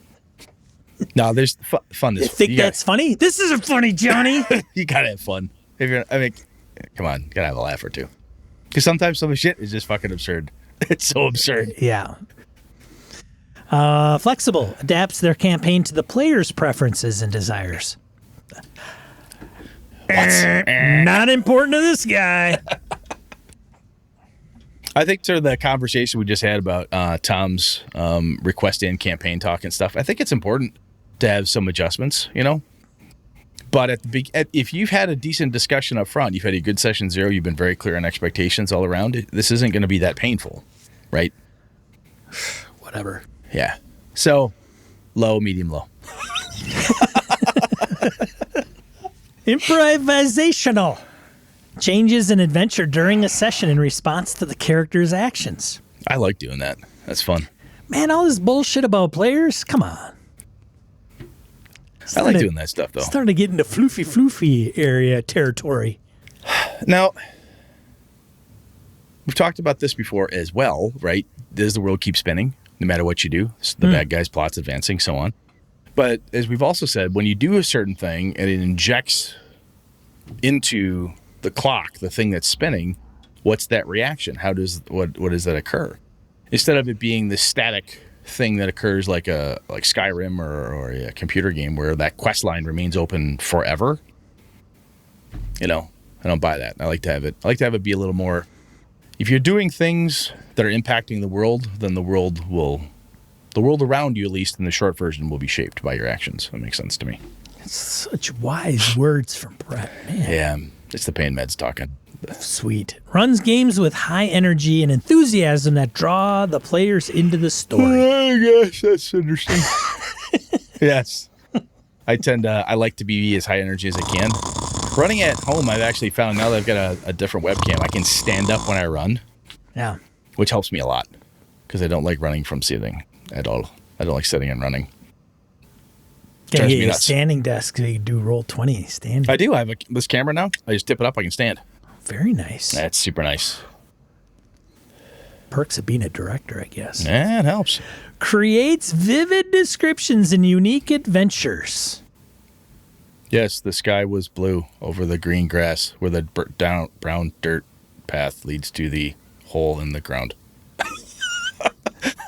I would love to see. Love to see some of these that we make fun of and actually contradict them and actually do them. Oh, so creates vivid descriptions and unique adventures. Very important. So, thank you for joining me this evening at D&D adventure scenario. Your characters start out in an inn. It's wood made out of deep oak, probably cut from the tree down the road that had stood there for hundreds of years. You can tell by the beams they're hand-hewn by a left-handed gnome using an adze, which is an ancient device. Brought about, for fuck's sake. Yes, that's lovely. Did he use a draw knife? Oh, left-handed draw knife, of course, left-handed draw knife. Yeah. I think that type of question, like, okay, yeah, of course I want that. I want somebody who gives vivid descriptions and stuff, but sometimes it's not. And this is, again, when the DM's like, oh, I don't have your up-and-coming game master. Even players like, oh, I don't have that. I'm not that creative. What they mean to say is they're not eloquence too strong, but they don't know how to describe things on the fly. That's a topic coming up on our show, too. And you don't have to. You could say, my character is basically Bilbo, but with an axe. If that works for you, that's fine. It comes down to what does it take to set it in your mind, and you don't have to be this wonderful author to do all that stuff. So just got to get some papercraft, take it to old school DM standards. Yeah, you're good to go. If you can do that, you just throw it down there, let the players wallow in that wonder for like a half hour. You don't have to describe anything. You just lay it out there beautifully for them. You see what is on the table. Questions? I'm going to get a beer. I'll be back. Tell me what questions you have, because they'll spend an hour oohing and eyeing. Seriously, you did not ask me what kind of stone that was. I'm a little disappointed, player. Yes. Fair. Adjudicates rules without favoring one player over another or without tilting the odds in favor of the players or monsters. Yeah, I think so. I think that's whatever. I've always got a favorite. I got to say, I'm a fan of the players. I want them to have a good time, want them to have fun, But at the end of the day, bad decisions, if they cause your character to get gacked because, hey, it is what it is. Fair is fair. Let's see. Have you ever been a dungeon master? I think we're wrapping up, which is cool. Good. Why did you start DMing? So no one else wanted to be the DM. That's one reason. I wanted to create my own stories. Yes. I wanted to play a new edition. Yes. Brett's checking. Seriously, I'm like thinking why. I wanted to keep my group going. Yes. I found a new adventure / module I wanted to try. Yeah, game system, yeah. Yeah. I saw a celebrity or online personality I admire acting as a DM. No, such things did not exist. That did not exist. That's all about. That did not exist when I was in third grade. That was not a thing. So I think, honestly, though, one of the main reasons at the end of the day was, I've said this before jokingly, but also serious, is I wanted games run the way I wanted them run. It's part of its control freak thing. Well, it says I wanted to be a storyteller. Well, yeah, I guess. I mean, that's kind of it in a way, because. Oh, here it is. Yeah. It says right here, I wanted to run / direct the game. There you go. That would be the main one. I getcha. Because I like to. I feel I'm good at it, and I like to, as I said, with my homebrew games, I put the things in it I like, and I like to be creative and collaborative with my players and all that good stuff. And I distinctly remember seeing or watching other game masters run stuff, and as I hinted before, with some of the terrible game masters I tried, or people who thought they were really good, blah blah blah. I'm like, man, if I were doing this, I would have done this. Why did you just say no? That would have been so much cooler if, and man, it would have been neat if. Well, you got to put your money where your mouth is, right? At some point, this is how I want to do it. We should pose that question to the forums, actually. Why did you start game mastering? And why did you start playing? Is different, I guess. Game mastering is a little more of a jump, though. It is. And I would find more people that are starting out are like, hey, I just started Game Master. I just started Dungeon Master. Like, why? Yeah. Like, why? what gave you the itch to do it? Was it? That's a good question. Yeah. I just, and it is legit to answer. I saw Matt Mercer do it. I thought it'd be fun. Sure. That's an absolutely legit answer. I saw Teen Phoenix run it. I thought that'd be cool. Right. Fucking legit. There's nothing wrong. And we joke about that. Like, oh, I saw a celebrity. There's absolutely nothing wrong with the fact that you saw Joe Manganiello and you're like, wow, that's pretty cool. Well, I do it because I want to be Joe. I want to be like 6'5", ripped, and this is Dungeon just one Master path. like movie stars and producers. This is just one of the paths. Sean's checking off the first box. I want to play with Tom Morello. Game I want to run a Master. game for Tom Morello. So Sean's got the Game Master checked. He's got that part down. He's working on the ripped and stretching himself every night to try to get to be 6'5". All right, let's go on. Let's move on, shall we? Yeah. What year did you first DM? You remember, Brett? Let me think. It would have been, I think, 4th grade. Fourth So- grade, 1 year. 4th, 5th grade, yeah. It's crazy. I can imagine. Imagine 4th grade Brett running a game. It'd be terrible. Oh It my was god. Redbox. It was Redbox, man. Yeah. Yeah. It was like 5th, 6th grade I got into game mastering. Again, I couldn't get anybody to play. So the next question is, which editions of tabletop D&D have you ever DM'd? First, second, third, fourth? I've never DM'd 4th. Neither I've have I. only played. I've never played or ran 4th. I played it for a very long session. It was okay. It was kind of meh. Just didn't wow me. In the past 12 months, about what percentage of your overall D&D playing time has been spent DMing? Half. 12 months? Half? Yeah. That's Because pretty good. I run half the other half the time I'm playing, which is crazy now. Because strike that, I would say 3/4. So it would be strike. Hold on, got 3 games, 2/3. 2/3 of the time I'm DMing. Now that's including games that aren't Dungeons and Dragons, but I'm game mastering still more than playing. But now I'm playing more than I have in a very long time, which is pretty cool. What do you personally do to prepare for a D&D session, whether as a DM or as a player? I don't know how much in the weeds we want to get into these because they're pretty open. Yeah, these are pretty open. A lot of it for me is like checking notes. I take enough notes, review stuff, and I think a lot. We've talked about this before. What is prep? Right. Prep for a game. A lot of it for me is like, I got a game tonight. Like earlier this last weekend, I thought, they took out the 2 Pendangalons. What's coming next? Oh yeah, Nick's got followers now. Oh, what should I do about that? I'll go read their downtime emails. Answer downtime emails. Okay, cool. Yeah, all right. I put a lot of thought on it. I don't write stuff down per se. Get back, review the session notes. We always take notes from each session, publish them out there. We go over it, refresh everybody's mind, and then we kick into the game. And by then, I've had a week to 2 weeks to think about what could possibly happen based on what they do, and then we just roll with it. And that's just, and that's not like I'm so awesome at it. It's just experience. I just know that works for me. It's interesting they put down aura as a player as well, which I'm wondering what the responses would be for as player. I review my notes. Well, and I also wonder how that plays off knowing and having like DM all the time. Oh, a lot. Right. You can tell. At least for me anyway. Yeah. Yeah. Do you like any digital aids to play tabletop D&D, like an online character builder, digital tabletop, and or video meeting platform? Yes. Everybody should answer yes just to get wizards to make one anyway. And if you don't use it, man, what the hell? Yeah, at least it's there. That's right. Their character builder isn't bad. No. D&D Beyond, their character builder isn't bad. Well, I don't even know if that's really wizards. I think D&D Beyond's be separate, I think. Well, whatever. I'm just saying I use that. I agree. Roll20 works. For online character sheets, which are my buddies and I use it for. But knock, knock, knock, D&D Beyond. Yeah. Let's see. Before the COVID-19 pandemic, where or how did you typically play tabletop D&D? At home, at a friend's house, at school or work, in a public place, library, coffee shop, Yeah, casually mine was in a always store? at my buddy's house or online. Yeah, same here. I mean, and honestly, that hasn't changed much. We've done more online, but still periodically, I still game at home. And part of it is because my kids are here, so I'm still gaming at home / friend's house online. So that hasn't changed with pandemic or without.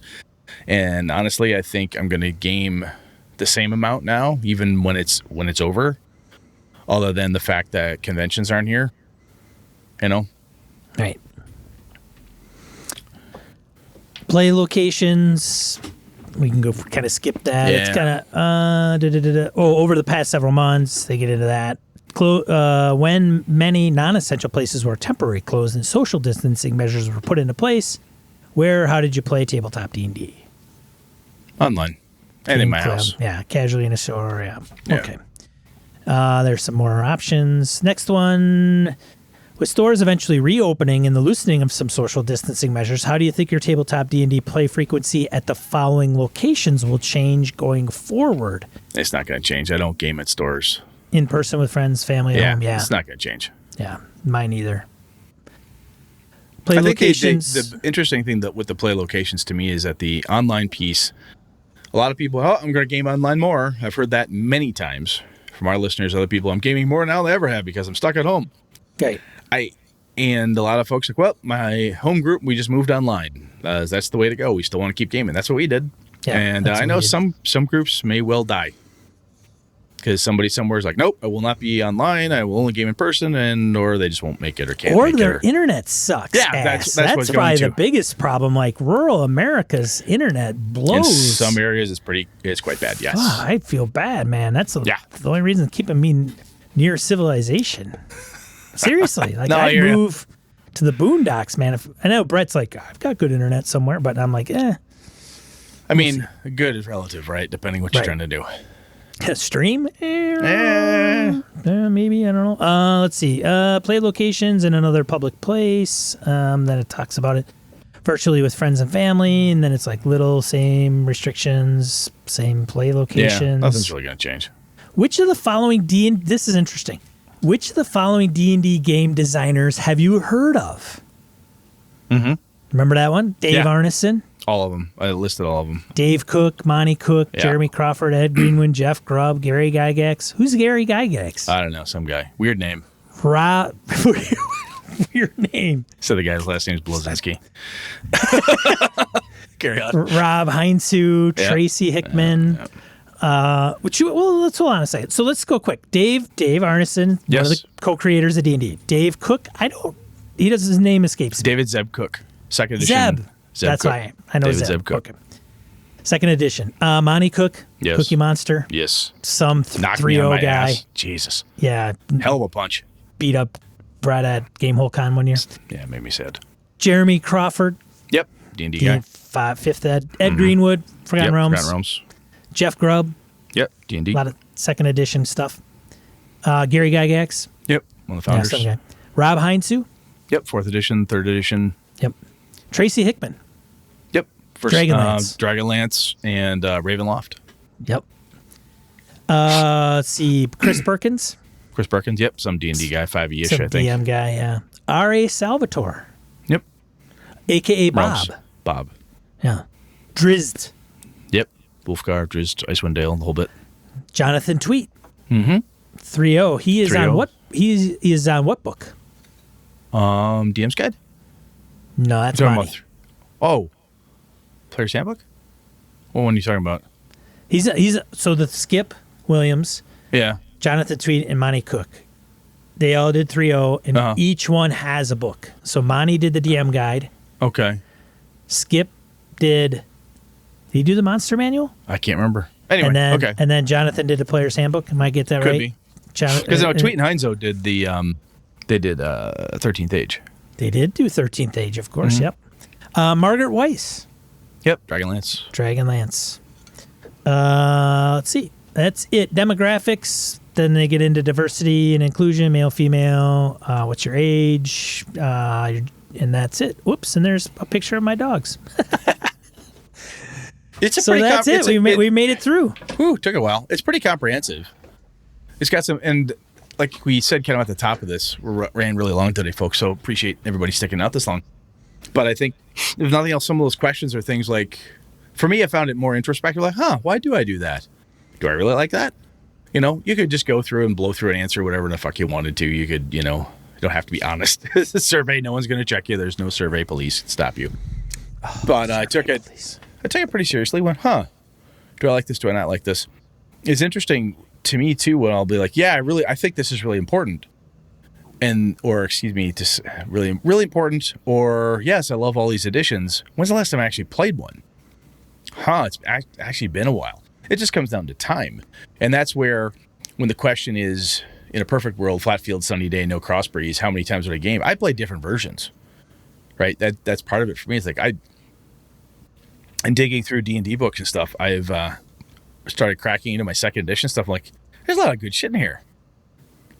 Yeah, people get pissed off about Thaco, or they didn't like this, that. I don't like the fact that they took devils and demons out, made Batazuna and Tanari and whatnot. But there's some pretty interesting stuff in there, and I have a lot of very, very fond memories of second edition. I spent a lot of time playing second edition D&D. I mean, that came out while I was still in high school, and that was all through college, right? That was the edition for a very, very long time. So I have a lot of fond memories of that game. But anyway. Ola Burt mentioned how he said two of his home group members swore off online play. Then when they saw how long this was going to last, changed their minds. Hey, you want to play or never play? Like, I think that actually got a couple of my guys, my home group. Did like, they? Grumble. Like, okay, look, I'm going to run online. Yeah. Oh, when are we going to do this? I don't know. Oh, good point. Yeah, you want to play Better or not be that Barry guy. No, Robert. but you want to? It's kind of like you want to play or not, dude. Yeah. Because this is how I'm running. Let's get into die roll. Yeah, let's wrap this up. All right, die roll 2d4 miscellaneous points, game and geekery. We got 2, and then we'll call it a show. First one, spotlight on riffs. I thought this was a pretty decent article. BOL online tends to put out some non-clickbaity stuff. It actually seems like they're decent content. So Megan Colleran, apologize if I pronounced your last name incorrectly, Megan, but she did a spotlight on riffs on BOL. And if you're not familiar with riffs, I thought it was pretty good. And I'm not a big riffs guy. My buddy Jimmy is, but nonetheless. Oh, I forgot about that. Thanks, Brett, for putting in there. No problem. Second one, Level Up Advanced 5th Edition, announced by EN World. So Morris and the gang over at EN World, BOL put out an article, and then we linked to EN World about this. Level Up is the working title for a standalone Advanced 5e, backwards compatible tabletop RPG coming to Kickstarter 2021 from EN Publishing. A crunchier, more flexible version of the 5e rule set, which you know and love. If you love 5e but would like a little more depth to the rule set, Level Up is the game for you. I don't know. I don't know either, but I know some people will be like, Yeah, totally. Gobble it up. So the one I threw out there is the new Twilight 2000. Yeah, role-playing in World War III that never was. That Kickstarter's live. Sean, did you back that one? I had to. So did I.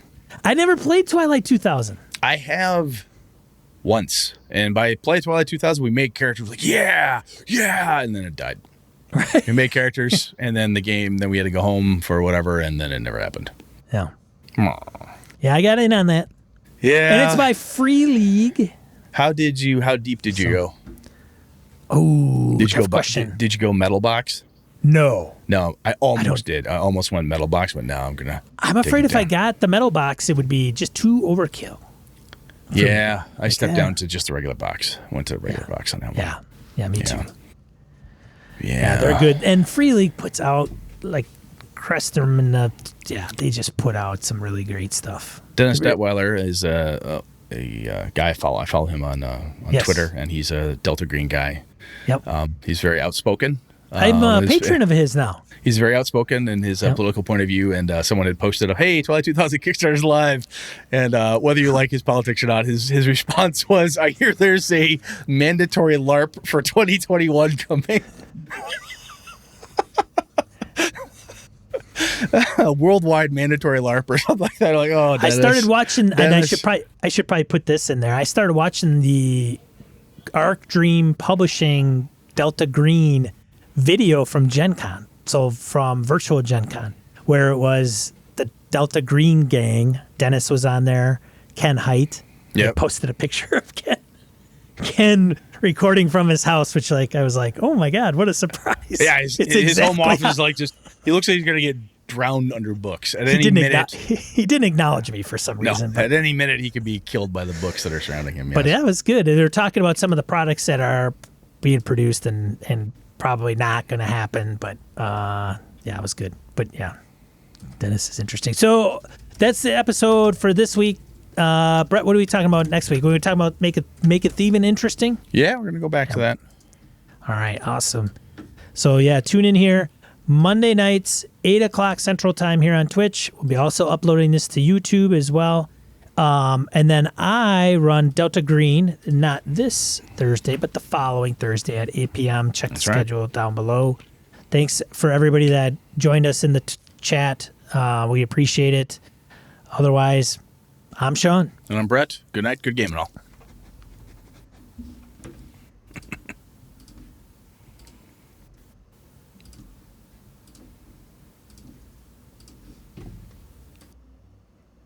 Oof, that was a longer one. Jesus.